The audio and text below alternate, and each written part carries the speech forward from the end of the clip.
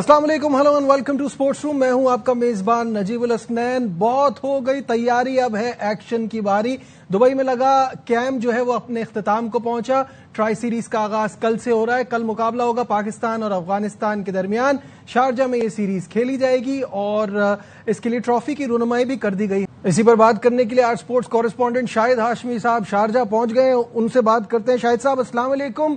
गर्मी तो बड़ी शदीद पड़ती है, आप बताइए शारजा में इस वक्त गर्मी कैसी है और क्या ये खिलाड़ियों को हर्ट करेगी? गर्मी तो हमारे कैमरा पर्सन बासित ने हमें ये बताया कि गर्मी तो भिन्नौट है। भिन्नौट कराची का लफ्ज है नजीब, आपको भी पता होगा। भिन्नौट मतलब बहुत ही जबरदस्त गर्मी है। और सलमान आगा से सवाल भी हुआ कि क्या गर्मी मुतासिर करेगी, तो उन्होंने कहा नहीं, हम बांग्लादेश गए, यूएसए गए, वेस्ट इंडीज गए, सब जगह गर्मी होती है। प्रोफेशनल खिलाड़ी हैं, गर्मियों में, सर्दियों में, हर मौसम में क्रिकेट खेलते हैं। तो भिन्नौट गर्मी तो माहौल में है, मौसम गर्म है, लेकिन कल का मैच भी बहुत गर्म होगा। अफगानिस्तान पाकिस्तान को हमेशा परेशान करती है। अफगानिस्तान की इस टीम को देखकर आपकी क्या उम्मीदें हैं, इनसे ये बताइएगा। और क्या वो एशिया की एक बेहतरीन टीम बन सकते हैं? ज़ाहिर T20 वर्ल्ड कप में बड़ी जबरदस्त कारकर्दगी दिखाई थी अफगानिस्तान की टीम ने, लेकिन उस T20 वर्ल्ड कप के बाद से उन्होंने इस साल में कोई भी T20 मैच नहीं खेला। इनफैक्ट चैंपियंस ट्रॉफी के बाद से उन्होंने कोई व्हाइट बॉल क्रिकेट भी नहीं खेली। रस्टी तो जरूर होंगे, लेकिन शारजा ऑलमोस्ट उनका होम ग्राउंड है। यहाँ की जो पिच है स्पिनर्स को फेवर करती है। वो कम अज कम भी 4 स्पिनर अपनी टीम में खिला सकते हैं। 2 उनके ऑलराउंडर हैं, नबी और राशिद खान। 2 स्पिनर वो और खिला सकते हैं। उन 2 स्पिनर में AM गजनफर और साथ में उनके नूर अहमद या फिर मुजीबुर रहमान। तो उनके पास 3 में से 2 चॉइसेस हैं, 3 में से किसी 2 को खिला लें। और नबी और राशिद तो उनके इंटेग्रल पार्ट ही हैं। राशिद से पूछा जब सवाल कि आपका क्या टारगेट है, उन्होंने कहा हमारा कोई स्पेसिफिक टारगेट नहीं है। ऑल्दो के जो उनके जराए, उनकी टीम के करीबी जराए, वो ये चाहते हैं कि हम एशिया कप में एशिया की बेस्ट टीम बने। और राशिद खान से सवाल भी हुआ कि आप इस एशिया कप में किस टीम को हराना चाहेंगे, तो राशिद ने सामने से खातून रिपोर्टर से कहा कि आप किस टीम को चाहती हैं कि हम हराएं। तो शायद पाकिस्तानी सहाफी थी, उन्होंने कहा इंडिया को हराएं। तो उन्होंने कहा नहीं, हमारा कोई ऐसा टारगेट नहीं है। लेकिन ऑफ कोर्स जब वो पाकिस्तान को हरा चुके हैं पहले भी, इंडिया से उनके जो 9 मैच हुए हैं वो 9 के 9 मैच इंडिया ने जीते हैं अफगानिस्तान से। 1 नो रिजल्ट रहा है 10 में से। तो इंडिया को हराना जाहिर उनका फर्स्ट टारगेट होगा और वो एशिया की नंबर 1 टीम बनना भी चाहते। ठीक है, शाहिद साहब तो हमारे साथ ही अभी हमें ज्वाइन किया former test cricketer Tauseef Ahmed ने। तौसीफ भाई अस्सलाम वालेकुम। शाहिद भाई अस्सलाम वालेकुम। तौसीफ भाई ये बताइएगा कि अभी बात हो रही है मौसम की गर्मी के हवाले से और मैचेस कितने गर्म होने वाले हैं, और अब ये बात हो रही है कि अफगानिस्तान पाकिस्तान को तो हमेशा टफ टाइम देती है, उनका एम अब कुछ और होना चाहिए। अब इंडिया, तो क्या आप समझते हैं कि पाकिस्तान के लिए ट्राई सीरीज भी मुश्किल साबित होगी? देखिए, नया टूर्नामेंट है और जाहिर है कि मुश्किलात में पाकिस्तान काफी टाइम से लगा हुआ जरूर है। पर यहाँ देखना पड़ेगा, अगर ये गर्मी और सर्दी की जो बात कर रहे हैं हम, ह्यूमिडिटी बहुत होती है और दूसरे कंट्रीज में गर्मी जरूर होती है। श्रीलंका वगैरह में ह्यूमिडिटी का जो है थोड़ा कम वो होता है। यहाँ पर ये मुश्किल में आती है। जाहिर है जो टॉस जीतेगा, मुझे ऐसा लगता है कि पहले, और जाहिर है कि उसका भी होगा, यानी कि उसकी भी प्रॉब्लम आ सकती है। तो वो देखते हुए टीमों का जहां तक ताल्लुक है, यस अफगानिस्तान की एक अच्छी टीम है। शाहिद भाई ने कहा कि वो काफी टाइम से नहीं खेले, लेकिन जो मैं टीम देख रहा हूँ उसमें वो प्लेयर हैं जो इस फॉर्मेट के अच्छे प्लेयर हैं और सारे खेलते हैं। और फिर शारजा की जगह ऐसी है कि यहाँ पर थोड़ा सा अच्छा शॉट लगे तो सीधा बाहर चला जाता है। छोटा ग्राउंड भी है मेरे हिसाब से, तो रन्स भी बनने चाहिए। बट हमें प्रॉब्लम क्या है कि हमको थोड़ा सा संभल के इनके स्पिनर को, खास तौर पर राशिद को देखें। वो भी अबरार को अगर जो सीधा खेलता है ना, और इसी तरह राशिद को भी अगर आप सीधा मारेंगे तो जो क्रॉस मारने इस टाइप के बॉलरों को गया वो काम उतर जाता है। और तो उस लिहाज से मैं समझता हूं कि थोड़ा सा संभलने का, लेकिन जाहिर है कि इस वक्त अपर हैंड हमें उनका नजर जरूर आ रहा है दोनों चीजों में। बट मैं नहीं समझता कि पाकिस्तान जो है इतनी इजी हार जाएगा और एक अच्छा कॉम्बिनेशन पाकिस्तान बनाए। लेकिन तौसीफ भाई, प्रॉब्लम जो होती है ना नॉर्मली वो ये होती है, जो मुझे इस टाइम पे शिकायत रहती है, वो ये कि आपके पास जो आर्सेनल में हथियार होते हैं आप उनको भी सही से इस्तेमाल नहीं करते। तो बहुत इंपॉर्टेंट है कि आप टीम जो प्लेइंग 11 बनाए उसका एक बैलेंस बनता हो। अगर आप नवाज को खिला रहे हैं तो ये सोच के खिला रहे हैं कि आप सिर्फ उनको एज बॉलर खिला रहे हैं, क्योंकि आप एज एन ऑलराउंडर उनकी बैटिंग पे इतना भरोसा नहीं कर सकते। अगर फहीम अशरफ जैसे प्लेयर को खिलाते हैं तो आप उनसे भी 1-2 ओवर कराते हैं, बैटिंग में 14-15 रन। तो इससे अच्छा आप स्पेशलिस्ट की तरफ जाएं, दोनों स्पिनर्स को खिलाएं। क्या आपको ये लगता है? देखिए, जब से यही कहा जा रहा है कि स्पेशलिस्ट खिलाएं, फायदा कुछ नहीं है, इतने साले ऑलराउंडर खिला के फायदा हमें नजर नहीं आ रहा। बताए तो 2 पेसर और 1 फहीम को ये शायद इंक्लूड करेंगे और फिर आप वहां देखें स्पिन हो रहा है तो फिर आप देख लें कि दोनों स्पिनर डालना है तो दोनों को डालें। लेकिन हाँ, आपकी बात बिल्कुल ठीक है कि ये कॉम्बिनेशन ठीक बनाए, उसमें हार जीत अपनी जगह, लेकिन कॉम्बिनेशन आप बनाएंगे तो बॉलर को बॉलर का पता चलेगा कि भाई ये बॉलर का ये काम है। आप ऑलराउंडर को करके मिक्स कर देते हो तो सारा गड़बड़ हो जाता है। आपके पास ऑलराउंडर तो सलमान अली आगा भी बैठे हुए हैं, वो भी बॉलिंग कर लेते हैं और भी कई बॉलिंग कर लेते हैं। साइम से आप करा लेते हैं बॉलिंग, इस स्पेशलिस्ट से आप बॉलिंग कराएं ताकि कोई मुश्किलात नहीं हो। लेकिन मुझे बहुत उम्मीद है, लोग शायद इस पे वो ना हो, लेकिन हम क्रिकेटिंग उसमें कि पाकिस्तान अगर सही कॉम्बिनेशन और इस तरह जो हम बात कर रहे हैं तो पाकिस्तान बहुत टफ टाइम देगा। बिल्कुल सही है। अफगानिस्तान की मैच के हवाले से ही बात कर रहे हैं तो सबसे पहले शाहिद साहब ये बताइएगा कि सलमान आगा आपको कितने पुरुम्मीद नजर आए, उनकी बॉडी लैंग्वेज कैसी थी और क्या पाकिस्तान अगले जीत के लिए पुरुम्मीद है? कल कॉन्फिडेंट नजर आए सलमान आगा, और जिस तरह कल परसों हमसे मिकी आर्थर ने जो बात की थी, उन्होंने कहा था कि उनका अपना एक विजन नजर आ रहा है, एक प्लान नजर आ रहा है।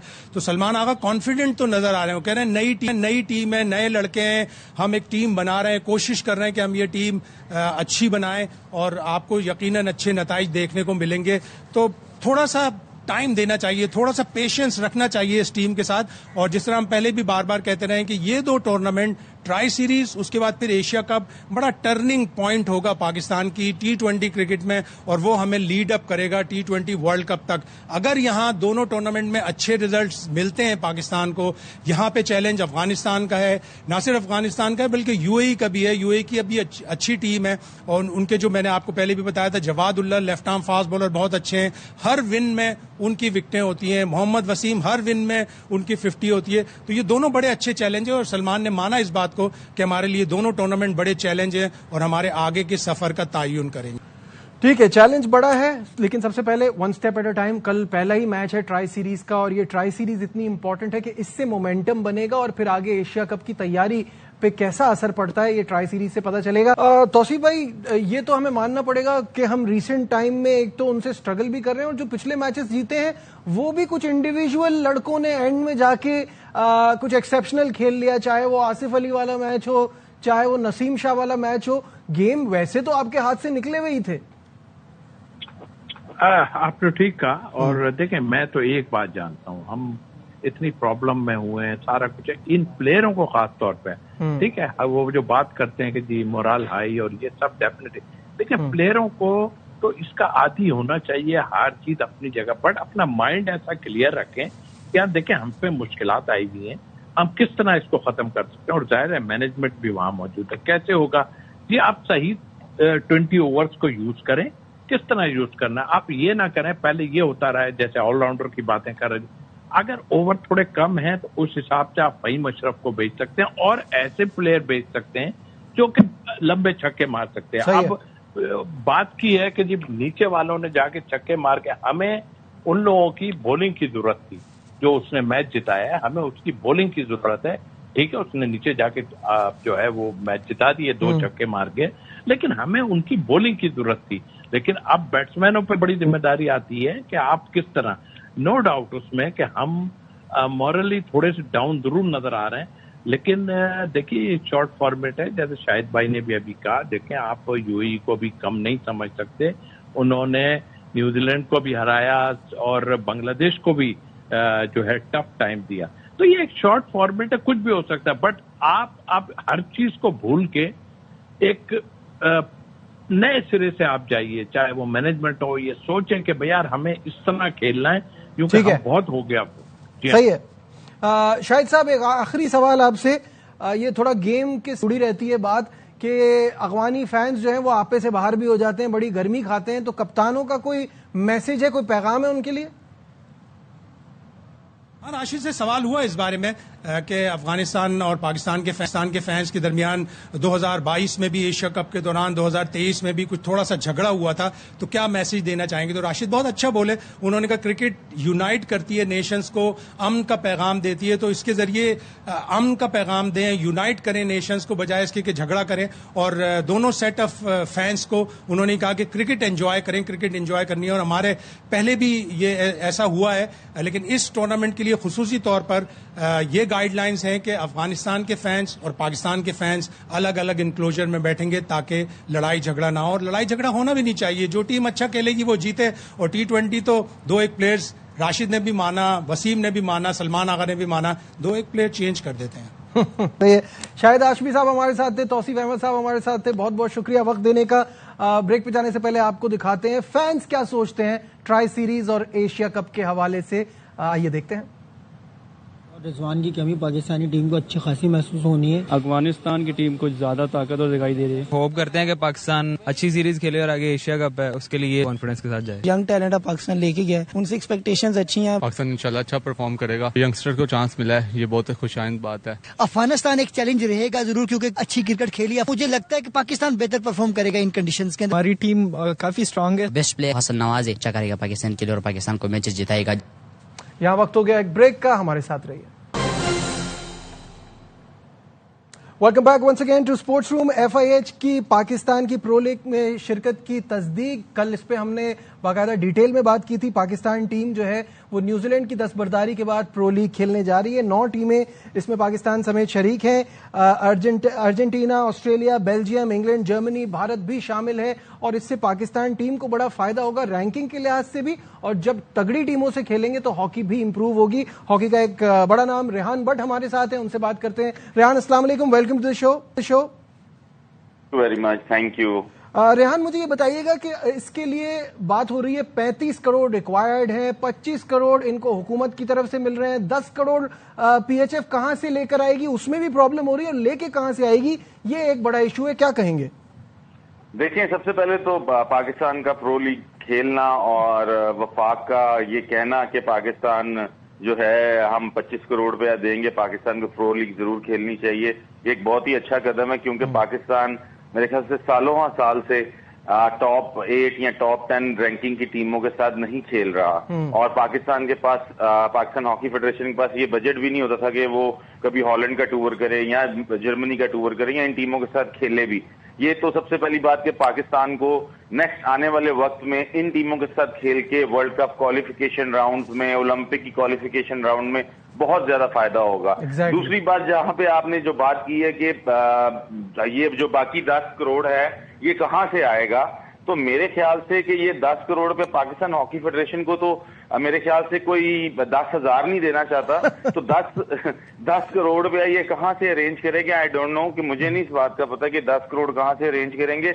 बट ये जरूर मुझे इस बात की खुशी है कि पाकिस्तान की हॉकी टीम जो है वो प्रो लीग खेलने जा रही है। दूसरी एक और बात यहाँ पे क्लियर करता चलूं कि जो गवर्नमेंट ने पैसे 25 करोड़ रुपया दिया है, ये सारी चीजें उन्होंने मैनेज करके इस वजह से दी हैं 25 करोड़ रुपए के। इसमें जब इन्होंने पाकिस्तान हॉकी फेडरेशन ने एक लाइनअप बना के, एक चार्ट बना के भेजा था कि पाकिस्तान को इतने पैसे क्यों चाहिए, तो उसमें सबसे टॉप पे प्रेसिडेंट की जो थी, आप कह लें डेली अलाउंसेस जो उन्होंने फॉरेन टूर पे जाना था, वो पता नहीं कितने करोड़ था। उसके बाद अगर आप बात करते हैं दूसरी चीज की, उसके बाद सेक्रेटरी की आती है, उसने कितने पैसे लिखे हुए थे, तो ये सारी चीजें काट के उन्होंने ये सारी चीजों को 25 करोड़ रुपए में तब्दील किया। अदरवाइज अगर सब चीजें सेट होती तो ये 25 करोड़ नहीं, ये 35 करोड़ भी गवर्नमेंट दे सकती। बिल्कुल ऐसा ही है, और जाहिर है ये तो अब जो माजी में रही है एग्जाम्पल्स, उसके बाद अब ये देना तो कोई भी नहीं चाहेगा जैसे कि आपने कहा, लेकिन अब ये मैनेज तो करना है किसी तरह से भी, क्योंकि ये इंपॉर्टेंट है पाकिस्तान हॉकी के लिए। जी बिल्कुल, मैनेज तो बिल्कुल करना है। अब बाकी 25 करोड़ तो गवर्नमेंट ने दे दी है, अब पीछे रह गया 10 करोड़। अब पाकिस्तान हॉकी फेडरेशन 10 करोड़ कहां से करती है, आई डोंट नो। लेकिन ये भी मुमकिन है कि पाकिस्तान की जो ये 25 करोड़ है, ये फेडरेशन को नाम दिया जा रहा हो, ये डायरेक्ट गवर्नमेंट ऑफ पाकिस्तान ये सारी चीजें देख रही हो। तो इसके बाद जब तक ये सारी चीजें क्लियर नहीं होती, उस वक्त तक हम किसी नतीजे पे नहीं पहुंच सकते। ठीक है, बहुत बहुत शुक्रिया। रेहान भट्ट साहब हमारे साथ थे और प्रो लीग की हमें अपडेट कर रहे थे। आज के प्रोग्राम में बस इतना ही। दीजिए अपने मेजबान नजीबुल हसनैन को इजाजत। अपना बहुत ख्याल रखिए। अल्लाह हाफ़िज़।